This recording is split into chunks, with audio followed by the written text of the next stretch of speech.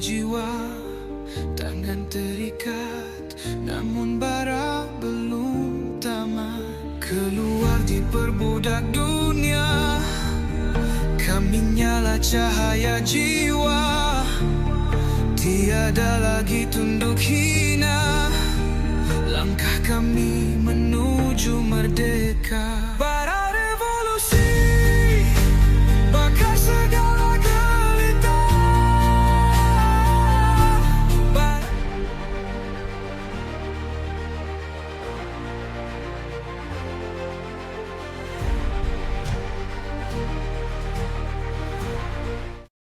Okey, Assalamualaikum warahmatullahi wabarakatuh. Salam sejahtera, salam perpaduan. Hari ini 14 hari bulan 8 2026. Saya mengambil kesempatan untuk berkongsi sedikit perkara, kerana apa, saya lihat tak ada siapa pun yang nak mengupas topik yang ada yang ingin saya kongsikan. Tajuk apa? Tajuk dia adalah nak bawa kita tentang apa sebenarnya yang Anwar Ibrahim mahu ubah. Apa yang sebenarnya? Sampai, yelah, kalau baru-baru ni, kalau ikut, aku ada masuk Felda Besau. Seperti biasalah, jual sayur. Aku boleh katakan rata-rata penduduk di Felda, bila disebut tentang Anwar Ibrahim, ramai yang seperti menolak keberadaan Anwar Ibrahim sebagai Perdana Menteri pada ini. Apakah sebab? Adakah Anwar Ibrahim ini tidak tahu buat kerja ke? Dia tak pandai ke? Dia tak ada kemampuan ke? Sedangkan dia sekarang adalah seorang pemerintah dan juga seorang pemimpin nombor satu di dalam negara kita, Malaysia. Kalau kita dekat jabat pun, even though bila ada bos atas kita pun tetap masih lagi hormat bos kita dan masih lagi akur atas segala perintah yang dikeluarkan oleh bos kita, walaupun kita tak suka. Itu lumrah bagi kehidupan berorganisasi. Tak ada pemimpin di atas kita, apa pun sahaja arahan yang kadang-kadang mungkin kita tak suka, kita tetap akan akur dan kita tetap akan buat. Tapi sebenarnya kalau nak ikut tajuk ni, dia berantaian sebenarnya. Kerana apa? Dia ada cerita tentang konflik antara kuasa di antara pusat graviti Tok Mat itu sendiri, dan juga tekanan demokratik yang dikeluarkan oleh Amerika Syarikat berkenaan dengan Forest City, bila mana Malaysia telah mengeluarkan arahan untuk mengusir rakyat Israel yang telah menggunakan ID daripada negara lain untuk berada di negara kita, Malaysia. Dan PMX sendiri telah memberikan reaction sehingga kan Kongres di Amerika Syarikat telah mengeluarkan satu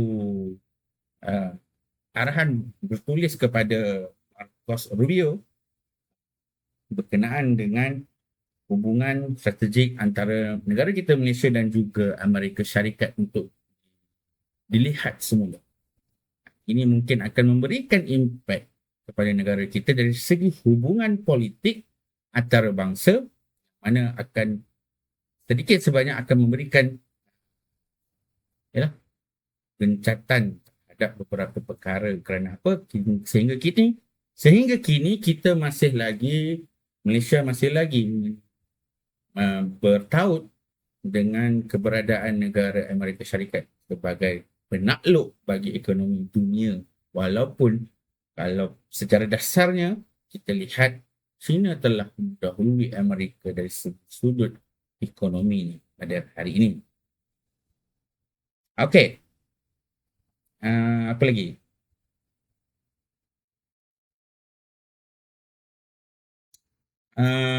Kita masuk terus tak nak cerita panjang-panjang, nak cerita tentang apa yang sebenarnya Anwar Ibrahim nak buat. Sebab apa? Sebab aku nak buat tajuk ni adalah disebabkan daripada klip video yang aku dapatkan daripada YouTube lah. Lihat berkenaan dengan Amerika Syarikat yang tidak senang dengan statement yang dikeluarkan oleh Anwar Ibrahim. Bismillah. 8 ahli Kongres Amerika Syarikat yang diketuai ahli Kongres Ohio, Greg Landsman, Kesel Pentadbiran Washington menilai semula hubungan keselamatan dan ekonomi dengan Malaysia susulan kenyataan Perdana Menteri Anwar Ibrahim bahawa rakyat Israel yang ditemui di negara ini akan dihantar pulang. Dalam surat kepada Setiausaha Negara Amerika Syarikat, Marco Rubio, mereka turut menggesa pembiayaan program latihan ketenteraan termasuk International Military Education and Training untuk anggota tentera Malaysia digantung jika dasar itu tidak diubah. Ahli Kongres terbabit mendakwa pendirian Malaysia terhadap Israel menjejaskan hubungan dengan Amerika Syarikat selain membangkitkan dakwaan latihan anggota Hamas di Malaysia berdasarkan laporan sebuah institut penyelidikan Israel. Kenyataan itu susulan pendirian Anwar mengenai dakwaan warga Israel menggunakan pasport negara lain untuk menyertai Community Network School di Forest City, Johor.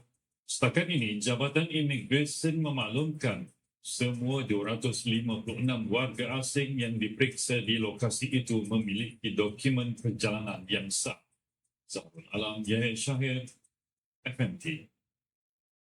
8 ahli Kongres Amerika Syarikat yang diketuai ahli Kongres Ohio. Okey. Mungkin apakah statement yang sebenarnya telah mengguris hati Amerika Syarikat yang tidak senang akan tindak tanduk yang diberikan, yang dibuat oleh PMX sendiri kepada warga negara Israel yang berada di Forest City. Kerana apa? Yalah, dengan idea daripada negara lain mungkin akan menyebabkan tindakan dan juga plan dan juga perancangan yang lain yang kita sendiri sebenarnya tak dapat nak kawal. Contohnya seperti apa yang berlaku kepada warga Rohingya. Kita menerima masuk warga Rohingya ke dalam negara kita sebenarnya tanpa kita memikirkan apakah tindakan dan juga cara selepas kita mengambil warga Rohingya itu masuk ke negara kita dalam bagaimana mereka mendepani kehidupan seharian. Even though walaupun mereka memiliki kad daripada UNHCR. Itulah yang kalau boleh dikatakan sebagai satu titik kelemahan yang telah berlaku dahulu dan mungkin pada hari ini masih lagi berlaku dan tidak ada sebarang tindakan dalam kita mempertahankan hak dan juga kedaulatan negara kita, terutamanya kepada seluruh rakyat Malaysia. Terutamanya juga lah kepada bangsa Melayu itu sendiri. Kenapa orang ingin lambatkan daripada masyarakat, daripada warga asing yang berada di dalam negara kita, makin lama, makin hari akan memberikan balik tekanan itu kepada kepimpinan-kepimpinan kerajaan yang akan datang. Walaupun mungkin bukan kepada kerajaan yang ada pada hari ini, mungkin kepada kerajaan lain ke hadapan, ia tetap akan memberikan tekanan dan juga implikasi-implikasi tertentu dari segi dasar-dasar awam yang sedang kita cuba bentuk dan masih lagi dalam keadaan muda untuk kita laksanakan. Tapi apakah plan perancangan yang sepatutnya dibuat? Contoh kalau di Thailand, Thailand menerima kemasukan warga Rohingya ke Thailand. Tetapi dengan menerima kemasukan warga negara Rohingya ke Thailand, kan tetapi dari segi dasar politik yang ada pada kerajaan yang ada pada negara Thailand, mereka telah mengambil satu pendekatan di mana mereka menyediakan satu satu satu ruangan, satu plot tempat tinggal kepada warga Rohingya dengan memberikan segala kemudahan dari segi makanan, dari segi facilities, dari segi tempat tinggal. Akan tetapi pemberian yang diberikan oleh kerajaan Thailand itu, kerajaan Thailand telah meminta kepada seluruh warga Rohingya yang menetap di dalam penempatan yang disediakan oleh kerajaan Thailand itu dengan membuat kerja-kerja amal seperti menanam pokok jagung, menanam pokok padi di lereng-lereng bukit, membersihkan seluruh kawasan seperti 7,000 corner, 100 km, tak kisahlah berapa ratus kilometer pun, dia akan dikerahkan oleh kenteraan negara tersebut kepada warga Rohingya yang tinggal di kawasan tersebut tanpa boleh melepasi sempadan yang ditetapkan untuk mereka masuk ke dalam mana-mana bandar di dalam Thailand. Disebabkan apa? Disebabkan kawalan yang ketat daripada tentera Thailand yang mana mereka sebenarnya sayangkan negara mereka supaya tidak dijajah. Berbanding berbeza dengan negara kita, warga negara kita, kepimpinan negara kita yang ada pada hari ini mungkin tidak melihat ia satu kepentingan kepada diri mereka. Dan bagaimana pula kalau aku bertanya, manakah nilai kamu sayangnya kepada negara? Tapi tak apa, itu biarkan ke tepi. Kita nak masuk kepada topik yang tadi tu, tajuk tadi. Apa sebenarnya yang Anwar nak? Anwar buat ini salah, Anwar buat itu salah, Anwar buat sana salah, apa semua salah. Mungkin selama ini kita sering bertanya soalan yang mungkin aku rasa salah tentang Anwar Ibrahim. Aku rasa lah, bukan aku nak backup, cuba melihat daripada satu sudut pandang yang lain. Cuba kita tanya, adakah Anwar ini sebenarnya benar-benar sedang melakukan reformasi?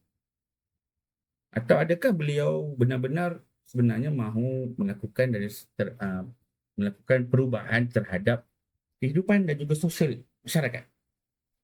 Sebenarnya adakah juga Malaysia ini sebenarnya benar-benar akan mengubah Malaysia Madani ini sebenarnya benar-benar akan mengubah ruang lingkup pemikiran rakyat Malaysia? Adakah apa yang disebut itu kan sebenarnya berlaku? Ataupun ia sebenarnya adalah satu prediction, satu tindakan yang kecil untuk beliau sampaikan kepada siapa yang akan menyambung apa yang sedang beliau buat. Kalau tak ada satu perubahan, tidak akan berlaku sekiranya tidak berlaku satu gerakan ataupun satu perbuatan yang kecil oleh orang yang terdahulu. Perubahan yang besar itu datang daripada perubahan yang kecil yang telah dibuat oleh orang yang terdahulu kepada kita. Sama juga macam kita hari ini. Kenapa kita berada dalam keadaan yang selesa, comfort di dalam negara pada hari ini? Mungkin disebabkan gerakan-gerakan yang kecil yang dibuat oleh nenek moyang kita satu ketika dulu, di mana mereka cuba mendapatkan kemerdekaan dahulu. Kita melihat bagaimana cara mereka mendapatkan kemerdekaan itu adalah satu perkara yang itu adalah satu sejarah. Itu adalah satu pengorbanan. Ya, pengorbanan itu telah membawa kita dalam kita melayari kehidupan yang baik pada hari ini. Tanpa satu gerakan yang berlaku pada satu ketika dahulu, maka kita mungkin tidak lagi berada dalam keadaan yang begini sekarang. Namunlah juga mungkin kepada Anwar Ibrahim. Tetapi bagaimana kalau persoalan yang sebenarnya bukan itu. Bagaimana kalau aku kata jom cuba berhenti sekejap, jom cuba kita lihat daripada sudut pandang politik yang bukan melalui wajah seorang pemimpin yang bernama Anwar Ibrahim, tetapi kita cuba kita lihat apa yang sedang dibawa oleh Anwar Ibrahim ini sebagai satu kepada perubahan terhadap sistem. Kerana apa? Seorang pemimpin boleh mempunyai idea yang besar. Tetapi idea yang besar tidak semestinya kadang-kadang akan membawa satu perubahan yang besar juga. Sebab apa?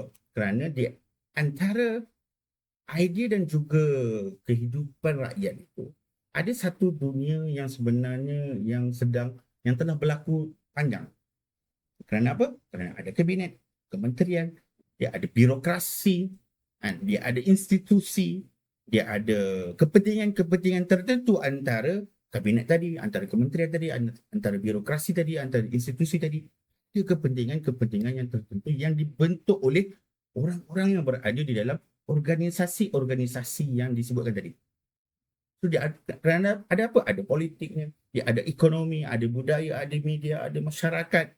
Dan akhirnya sebenarnya apa yang menggerakkan semua yang berlaku dia, yang aku sebutkan tadi di atas, sebenarnya ada manusia yang menggerakkan. Sebab tu malam ni akulah cuba nak bawakan satu persoalan. Apa yang sebenarnya Anwar nak ubah? Bukan apa yang kita suka, bukan nak cerita tentang apa yang aku suka tentang. Bukan apa yang aku benci juga tentang. No. Bukan juga untuk aku nak cari alasan sebenarnya untuk aku backup kerajaan. Tetapi sebenarnya untuk aku bawakan korang memahami satu perkara yang lebih besar. Apakah sebenarnya yang berlaku dari sebuah idea politik yang cuba bergerak melalui sebuah sistem yang sebenarnya sistem yang sedang dilalui oleh Anwar Ibrahim itu adalah satu sistem yang kompleks. Belum tentu lagi sesiapa yang bercakap sebenarnya nak kena buat macam tu, sebenarnya nak kena buat macam ni, sebenarnya nak kena buat macam tu, mampu melaksanakan dengan membawa satu gerakan dan juga perubahan yang baik sehingga ke dalam kehidupan masyarakat yang ada pada hari ini. Maka dekat sini aku akan menggunakan satu lensa yang aku panggil sebab apa aku bentukkan DNA untuk aku memahami benda yang sebaliknya itu dengan aku gelarkan dia sebagai neuron universal. Ulanglah korang, itu otak, cara berfikir otak. Okey, kita break sekejap sebelum masuk ke dalam bab yang pertama nanti. Kita nak ajak korang duduk, kita duduk dan lihat Malaysia ini sebagai satu sistem, bukan sebagai orang yang sedang dipimpin oleh Anwar.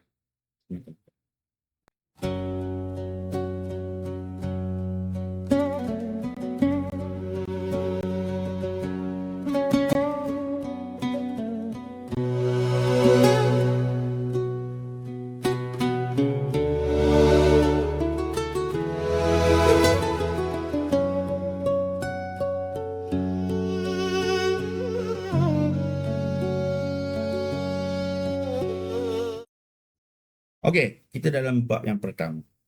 Bab yang pertama ini aku suka ajak korang relax, tenang, tengok, cuba dengar apa yang aku nak sampaikan. Janganlah terus kritik. Aku suka mengkritik. Okey. Jangan terburu-buru untuk korang menghukum. Yang aku ini begini, yang aku ini begini. Tak apa, dengarkan dulu. Jangan terburu-buru untuk korang, oh baguslah kau ni Wan. Jangan, tak perlu pun. Aku tak perlukan pujian.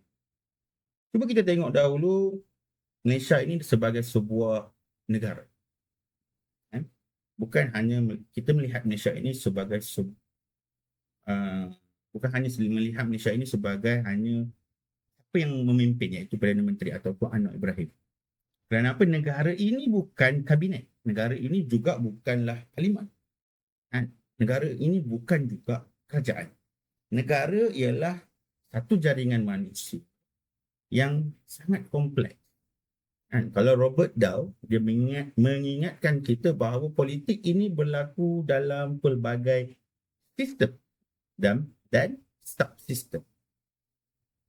dengan kuasa, pengaruh, autoriti, sumber politik yang tersebar antara pelbagai aktor-aktor yang ada. So dalam kita menggerakkan sebuah negara ini sebenarnya kita bergerak dengan pelbagai aktor yang berada di pelbagai lapis sehingga lapisan yang ke bawah. Ada lapis pemikiran yang begini, ada lapis pemikiran yang begini, ada lapis pemikiran yang begini.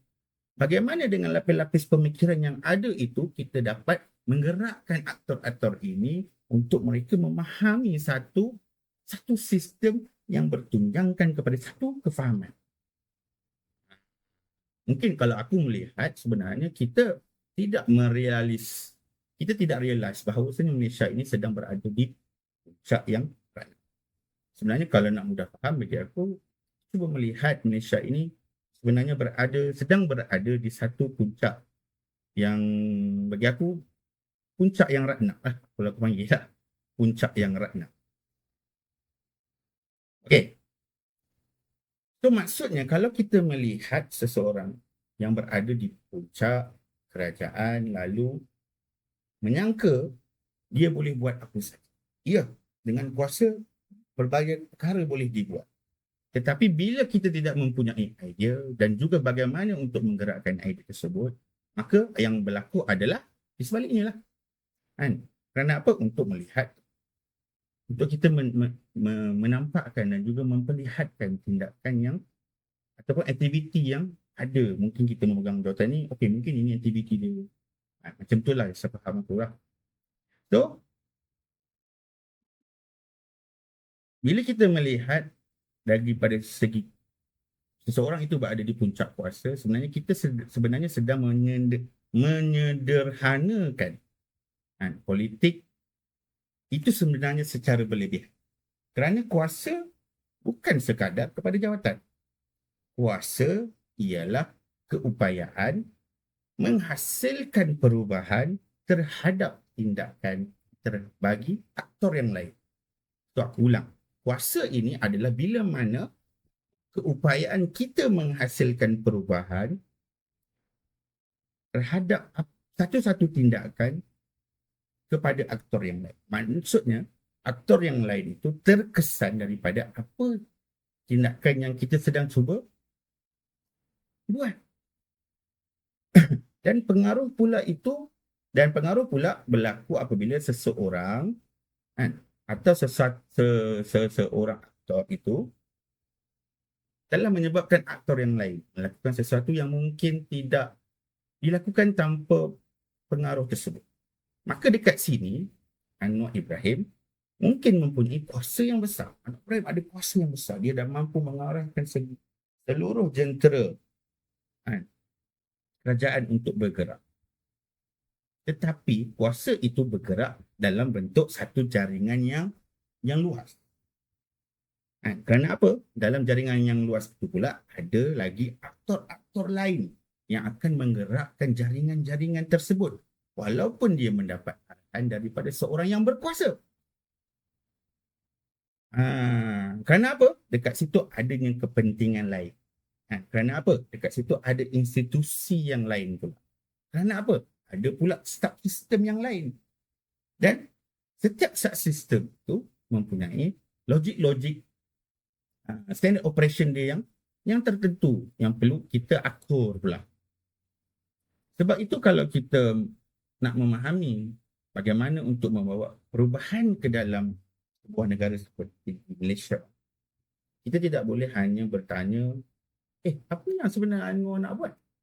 Kita perlu tanya sebenarnya adalah apa yang berlaku kepada kehendak yang sedang cuba dibuat oleh Anwar Ibrahim itu selepas ia memasuki sistem. Apa yang akan berlaku? So sebenarnya dekat daripada situlah sebenarnya permulaan analisa kita terhadap apa yang sedang cuba dibuat oleh Anwar Ibrahim. Okey, cukup. Untuk bab yang seterusnya, dengar signal yang sedang dihantar. Bagi aku, dalam tiap-tiap tindakan bagi seseorang pemimpin yang hebat, dia akan memberikan sebenarnya satu signal ataupun trigger trigger point kepada kita sebenarnya selaku rakyat. Apakah yang sepatutnya dibuat daripada tindakan yang sedang dia lakukan? Betul daripada segi bahasa ke, daripada segi aktiviti ke, dari segi program ke. Okey, cuba sekarang kita dengar. Bukan sekadar untuk mendengar kataan. Hari ni aku nak ajak korang cuba melihat pula kepada signal. Jangan dengar apa yang Anwar cuba nak sampaikan. Tengok signal. Kenapa dia buat macam tu? Sebab apa? Apabila seseorang pemimpin bercakap tentang reformasi, tentang pembangunan, tentang sejahtera, tentang keadilan, tentang institusi, tentang nilai. Sebenarnya, apakah signal yang sedang cuba dihantarkan oleh beliau? Kerana apa kalau daripada segi sudut neuron universal, ni aku dah bina 3 tahun, kita bayangkan masyarakat ini sebagai satu bentuk neural network. Masyarakat ini sebagai satu neural network. So manusia ini merupakan node. Institusi ini adalah node. Kementerian itu node. Komuniti itu node. Media pun node. Ekonomi node. Dan pemimpin juga ialah satu node yang mempunyai kemampuan untuk mereka menghantar signal dengan sangat kuat. Nampak? Node tadi tu. Node ini sebenarnya boleh menghantar signal dengan sangat kuat kepada node-node yang lain. Akan tetapi, pemimpin, kita perlu ingat, pemimpin bukanlah keseluruhan bagi otak. Dekat sini sangat penting. Pemimpin bukan sistem. Pemimpin ialah sebahagian dari sistem. Apabila mereka menghantar signal, ia bergerak. Daripada pemimpin ke kabinet, daripada kabinet ke kementerian, daripada kementerian ke agensi, daripada agensi ke pegawai-pegawai, ke masyarakat, daripada masyarakat akan masuk dan juga menyerap ke dalam kehidupan manusia. Dan kemudian manusia ini akan memberikan respon. Kemudian respon itu akan kembali kepada sistem. Itulah feedback daripada loop, iaitu ataupun tak silap si Wright. Tak ingatlah nama dia. Bagaimana kita memungut data dari segi pentadbiran awam. So dekat sini kita mula nampak sesuatu yang mana signal itu tidak semestinya sampai dalam bentuk yang asal tadi. Mungkin ada tersalah jelas, ada yang tersalah faham, ada yang bila dia berada di tengah-tengah, ini tak faham. Kerana apa? Bagi aku juga cara pendidikan bagi seorang pemimpin yang hebat adalah dengan memberikan signal, sama ada rakyat itu sedar ataupun dia tak sedar. Dan apakah tindakan yang akan dibuat oleh seorang rakyat bila dia mendapat signal. Contoh, bila kita cuba letakkan diri kita dalam situasi perang. Bila pemimpin atau komander perang itu memberikan signal, adakah kita akan tipulah, apalah? Adakah kita akan bersikap sedemikian ataupun kita akan melihat, apa sebenarnya yang dia nak sampaikan? Apa yang disuruh buat? Dia suruh buat ini, maka kita pergi buat ke, kita bagi kata dia ke, ataupun kita pergi lantak, tahulah. Sebab itu dalam kehidupan masyarakat yang ada pada hari ini, cuba kita mengolah sedikit, melihat daripada sudut yang lain. Bila mana kita melihat apa yang sedang cuba disampaikan oleh pemimpin itu, tambahan pula bila dia melibatkan dengan negara-negara luar, cuba kita lihat itu sebenarnya ada satu signal